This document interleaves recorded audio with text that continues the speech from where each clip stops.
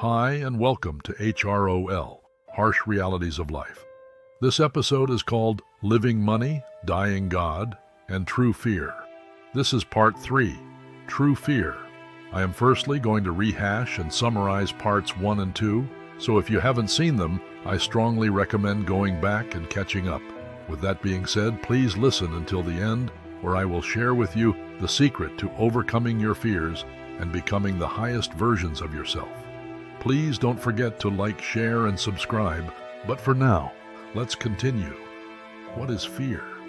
Fear is an unpleasant emotion caused by the threat of danger, pain, or harm. It is to be afraid of someone or something as likely to be dangerous, painful, or harmful. In Parts 1 and 2, I detailed the pressures we face while juggling living in a capitalistic system and also having a moral compass, loving and accepting God, or a supreme creator. In this episode, I would like to discuss the similarities between God, religion, and a capitalistic system. Whether they have been mimicked by the system or are just coincidences, the similarities are undeniably there. Both religion and the system run on a reward or repercussion basis. This is not odd or peculiar, as we ourselves also use this method or tactic with our children or pets. Good behavior is celebrated with rewards or treats to encourage the continuation of these good traits in the future. Bad behavior is punished with consequences and repercussions to deter them from making bad choices, with the aim of driving a healthy fear into the child or pet, teaching them how they are expected to behave and conduct themselves moving forward. The difference is, as an adult in a capitalistic system, there are no rewards for good behavior. There are no awards, medals, or even a pat on the back. But the punishments are swift and stern. Referring back to Part 1, Living Money, our character John, who was a model citizen, was not rewarded in any way. When he faced crisis and tragedy, if he became desperate and decided to rob a bank and was caught, his circumstances wouldn't matter. He would still be punished regardless of being a good person who just wants to help his family. So I ask you this question: would John not attempt to rob a bank because he has good morals? Or does he actually make the right choices because he fears the consequences? Look at it like this. If any of us robbed a bank and got half a mile away before being caught, and the only repercussion was to be told, "Since you haven't hurt anyone and we have our money back, have a nice day and better luck next time." If that was the only punishment, I believe that there would be many more bank robbers in the world today. The point I am trying to make is that many of the so-called good people in the world are not just good because it is their nature. They are being good because they fear the consequences. The same can be said about religious people. Many of them are not just being good because it is their nature or even their choice. They are being good because they also fear the consequences of their actions, and because religion runs on the same principle of be good or else. But just like the system, religion also seems to offer no reward for good behavior. Both give loosely offered promises or opportunities, meaning religion tells us if we are good and make the right choices, we will be rewarded with everlasting life in utopia or paradise. But this reward will only be given to you once you die. And like I said in Part 2, nobody can tell you unequivocally what happens when you die. In the system, the reward is only a chance at obtaining an unbelievable fortune. But as I discussed in Part 1, there is not enough currency in circulation to allow a substantial number of people to obtain this lifestyle. So the odds of you being in similar circumstances as our character John are much higher than you actually obtaining wealth. Though with religion, the consequences are not as swift unless you believe in karma, which I don't, the method used is still the same. The method is to use fear tactics. This method creates tremendous amounts of stress and pressure when used, as doing the right thing is never rewarded, and on most occasions, it will have you feeling stuck, lost, and frustrated. Whereas doing the wrong thing, if it goes uncaught, will have you feeling a rush, a thrill, and free, maybe only having to deal with your own guilt.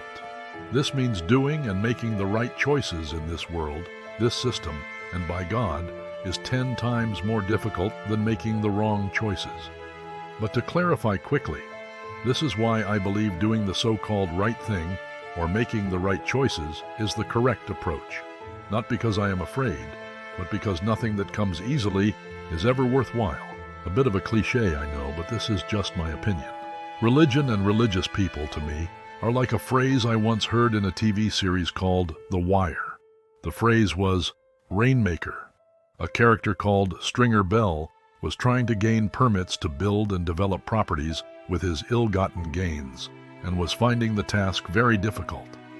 He was then told by a state senator called Clay Davis that he could receive the permits much more quickly if he greased the palms of the right government officials, essentially meaning the higher-ups needed to be bribed. Stringer Bell gave the state senator a huge amount of money, expecting to receive his permits in a short time. When this didn't happen, Stringer Bell approached his lawyer and informed him of the situation. The lawyer laughed and then told Stringer Bell that the Senator Clay Davis had rain-made him, meaning a man tells you if you pay him money, he can make it rain. If it actually does rain, the man will take all the credit. But if it doesn't, he will make excuses and find reasons for you to pay him more. This, I find, is very similar to religion and how people describe and perceive God as a rainmaker. If something good happens, they praise and give God all the glory and credit. But when bad things happen, they say God works in mysterious ways. I am not saying this to imply in any way that God doesn't exist. I'm simply trying to show how little control you have or feel you have over your own life. The short statement I made about God being a rainmaker could have people who fear God feeling so afraid, and being that they cannot think independently, they may not want to continue listening. This is my point. If choice is our superpower, fear is our kryptonite. If you were to count how many times through the day that you were afraid or anxious, and you were completely honest with yourself, even if it were little things like seeing a spider, running late for work, or not wanting to see that person you hate talking to, I'm sure by the end of the day, your count would be close to or over 100. If any part of this episode has scared you or challenged the way you think, buckle your seatbelt and prepare to be petrified. I am speaking objectively and unbiasedly about God, which many people would consider blasphemous. This is because, in my opinion, you are God. Not in the literal sense that you created the heavens and the earth, but in the sense that you are a representation of God. Just like a father and son, they are obviously not the same person, but they are related and connected by DNA. Kind of like a child who has never met his parents, but he is constantly told how much he resembles and acts like them. When God blew his breath into Adam, Adam's soul then carried God's DNA. When the Google search suggested that God is the universe, I believe that nothing could be closer to the truth, meaning God's fingerprints and DNA are in everything. This is why God is everything, even you. The only difference would be the knowledge God possesses. Remember the tree that was in the Garden of Eden? That was the tree of knowledge. Many people ask, if God is all-knowing, why did he put the tree there in the first place, knowing this would be the outcome? The answer is simple: to give us a choice. I believe God intended to allow us to eat from the tree eventually, but not before we were ready. It is suggested that Adam and Eve were fully grown adults when they were created, but compared to God and God's wisdom, they were still just children. And when you are a baby, you will be fed baby food, as you are not yet ready or capable of eating solid food. To use another quote from The Matrix, when Neo asked Morpheus, "Why do my eyes hurt?" And Morpheus replies, "Because you have never used them before." This is the same principle. Imagine Albert Einstein trying to explain the theory of relativity to a child. They would not yet be ready or capable of understanding. Sticking with the theory that we are God and that knowledge is power, here's an example. If Adam and Eve were created as adults, Jesus wasn't. Jesus was born and went through infancy, adolescence, and finally became an adult. The fact is that Jesus was mortal, so all the laws of physics and mortality should and would have applied to him, meaning He should not have been able to walk on water, heal the sick, or raise the dead. The only difference between Jesus and you is that Jesus had the knowledge of who he truly was, and you don't. Many of us are so impressionable and naive that we will believe that pastors or witch doctors can heal them, protect them, and grant them blessings. How could it be possible for them to possess this ability, but you yourself do not or cannot? If a pastor or witch doctor does possess this ability, it would only be possible because of their knowledge, their belief in themselves, or they are just simply rainmaking you and taking the credit, as the Bible also warns of false prophets. You yourself possess the ability to create what the world would call a miracle. But if everybody could walk on water, it wouldn't be called a miracle. It would just be called normal. This is why the knowledge is kept from you. I myself don't believe the Bible or any religious text should be taken literally.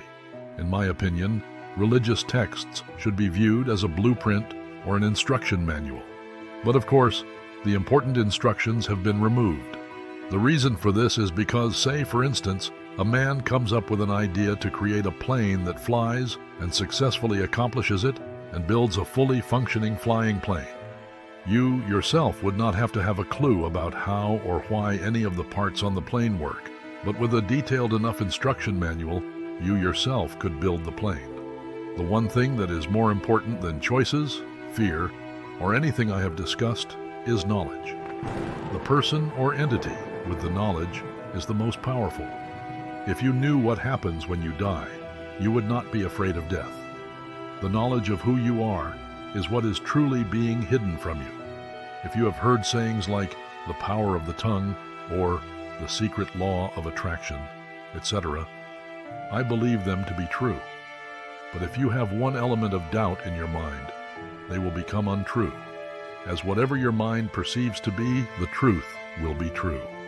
For example, if you are taught that breaking a mirror will give you 7 years of bad luck, every bad thing that happens to you in that time frame, you would associate it with that broken mirror. It is said that human beings only use 10% of their brains, and I wholeheartedly believe that the other 90% is being suppressed by programming and fear tactics aimed at you from the moment you are born by the people who wish to keep the knowledge to themselves. If we were able to use a higher percentage of our brain, just imagine what we could do or be capable of. Till this moment, nobody can tell you how the stones in the pyramids were cut so precisely and stacked so high in a time when machines and tools were not used. If I were to tell you the pyramids were built using telekinesis, meaning the power to move objects with your mind, you would find that explanation completely absurd and ridiculous. But the reason you would think that way is because you are afraid.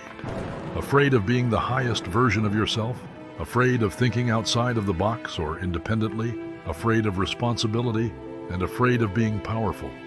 When I described my experience of divine intervention in Part 2, though I said I felt I was touched by something outside of this world, I don't realistically think that God saw that I had no electricity and decided to look past all the starving people and war-torn countries and decided instead to help me because I had no lights. I actually think my lack of fear and overwhelming emotions gave me the power, unknowingly, to change my circumstances. For example, if you were thrown into the ocean and could not swim, the fear would make you panic and sink. But if you relaxed and focused, you could float. Once we tap into the notion that we are God, or at least a relative, we will shed our fear and become the highest version of ourselves. Embracing this truth empowers us to break free from the constraints imposed by fear and external control. We will no longer be hindered by doubt or manipulation and can live fully and authentically, realizing our true potential. This understanding can transform our lives, enabling us to create our reality with confidence and clarity. When we recognize our divine nature, we unlock the ability to shape our destiny, free from the limitations that have held us back. In this liberated state, we can achieve greatness and find true fulfillment, becoming the best versions of ourselves. Just imagine how confident and unafraid you would be if you knew everything, and you didn't have to second-guess your every move. That is your true state of being, as nothing or no one is perfect, and you do not need to know everything. If God is everything, then so are you. You are Albert Einstein. You are Gandhi. You are the breeze that blows and the tree that grows. You are your greatest strength and weakness. Do not create delusions of grandeur. Harness your true power. Do not ask how the plane flies. Learn how to build it. I leave you now with the 3 most powerful tools at your disposal: choice, belief, and most importantly, knowledge. I wish you nothing but success on your pursuit to happiness. And remember one thing: angels live in paradise, not demons.